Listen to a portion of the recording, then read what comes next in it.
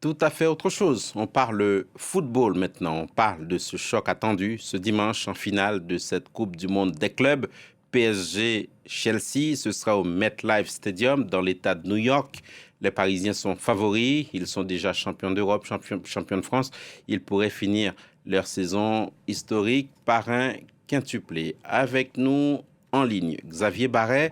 Bonjour, merci de nous rejoindre. Vous êtes journaliste sportif, vous connaissez très bien le sujet football évidemment. Merci de nous livrer votre analyse sur cette finale à venir et cette compétition plus largement. D'abord, PSG-Chelsea, ils ont quelle chance les Anglais? Bonjour Philomé, bonjour à tous. Oui, Chelsea est arrivé dans cette finale de façon un peu inattendue parce que le PSG est champion d'Europe en titre. Chelsea n'a gagné que la troisième des Coupes d'Europe, la fameuse Ligue Conférence. C'est un peu une session de rattrapage de la consolante. Donc ils ont quand même réussi une saison en Angleterre assez correcte, puisqu'ils se sont qualifiés pour la prochaine Ligue des Champions avec un effectif assez jeune et largement renouvelé depuis 2-3 saisons maintenant, et depuis que le club a été racheté par le milliardaire américain Todd Boehly, qui joue un peu à domicile du coup, avec cette finale de ce mondial des clubs. Très honnêtement, sur ce qu'on a vu depuis le début de la compétition, le Paris Saint-Germain est largement au-dessus. Le seul club qui a été un peu en mesure de l'embêter, de le freiner, ça a été le Bayern de Munich en quart de finale, mais le Paris Saint-Germain a fini par l'emporter 2-0, même en finissant en infériorité numérique à un 9 contre 11. Donc on pense que ce soir, le Paris Saint-Germain est assez largement favori, mais cette équipe de Chelsea a dans son histoire par le passé réussi des performances incroyables en finale, notamment contre le Bayern de Munich, justement, il y a une dizaine d'années maintenant, et puis contre Manchester City en 2021, ce qui lui vaut d'ailleurs d'être à ce mondial des clubs, puisqu'ils avaient battu les Citizens de Pep Guardiola en finale 1-0, un peu à la surprise générale. Vous avez un peu devancé ma deuxième question. Quels sont donc les atouts de Chelsea face à cet ogre parisien? La qualité de leur effectif et surtout la richesse de leur effectif. On sait, je l'ai évoqué tout à l'heure, le Paris Saint-Germain est privé de deux joueurs importants, deux défenseurs de métier, William Pacho, l'international équatorien, qui est un titulaire indiscutable cette saison au Paris Saint-Germain, et puis Lucas Hernandez, qui faisait partie de l'équipe de France championne du monde en 2018 et qui revient de blessure, mais qui rend de précieux services par sa polyvalence. Ni l'un ni l'autre ne seront là, donc l'effectif du PSG est amoindri. Et en face, Chelsea a en revanche un effectif pléthorique qui a encore été renforcé il y a quelques jours par l'arrivée de Joao Pedro, un Brésilien qui était déjà en Angleterre, aux Wolves, et qui a marqué les 2 buts de la qualification contre Fluminense en demi-finale.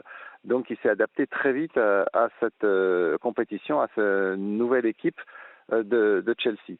Donc le PSG a beaucoup de certitudes, mais pas beaucoup de bancs, pas beaucoup de remplaçants. Donc s'il y avait des faits de jeu défavorables, blessures ou carton rouge, eh bien ça pourrait jouer en faveur de Ça Chelsea, pourrait se qui en revanche compliquer.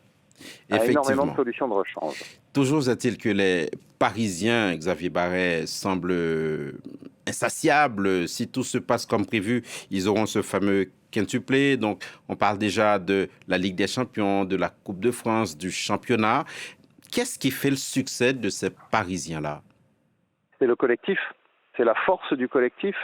C'est ce qu'a mis en place depuis 2 ans maintenant Luis Enrique, avec bien sûr l'apport du directeur sportif, on ne le souligne pas assez, Luis Campos, qui est vraiment qui a un sixième sens pour aller dégoter les joueurs qui peuvent s'intégrer dans ce schéma collectif.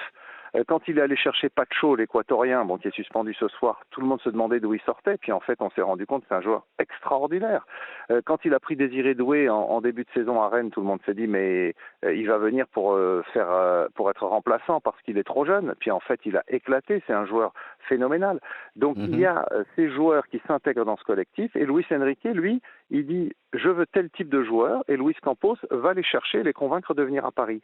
Et à l'arrivée, on se retrouve avec une équipe hyper collective. La dernière bonne pioche, ça a été bien sûr Kvaratskhelia, le Géorgien.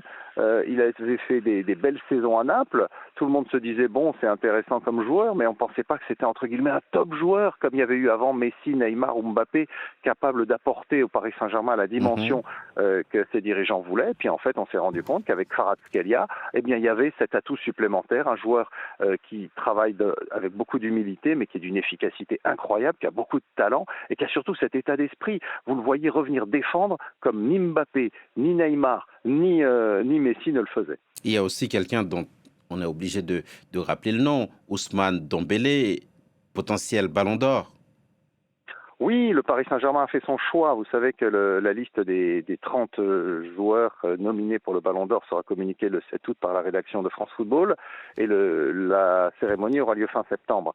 Mais les clubs en général, les grands clubs comme le Real Madrid ou le Barça se positionnent souvent par voie de presse pour mettre en avant un de leurs joueurs pour éviter la dispersion des voix des jurés du Ballon d'Or, donc nos confrères dans 100 pays du monde entier. Et donc, on a vu là que le Paris Saint-Germain, la direction du Paris Saint-Germain a clairement fait le choix de pousser Ousmane Dembélé plutôt que Vitinha, Hakimi ou Donnarumma.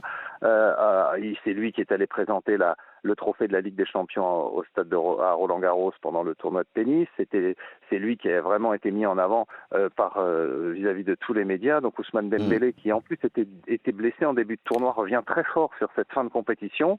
Et donc c'est clairement le joueur qui apparaîtra comme le favori du Paris Saint-Germain pour la course au Ballon d'Or, avec de sérieuses chances d'être désigné par le juré de France Football. Un dernier mot, Xavier Barret. Cette compétition n'a pas été exemple de critique. L'organisation, les stades clairsemés, les longues pauses dues à des aléas météo. Qu'est-ce qui vous a marqué, vous? Qu'est-ce qu'il en restera? Moi, ce qui m'a marqué surtout, c'est le fait que c'était une compétition qui était presque mortenée.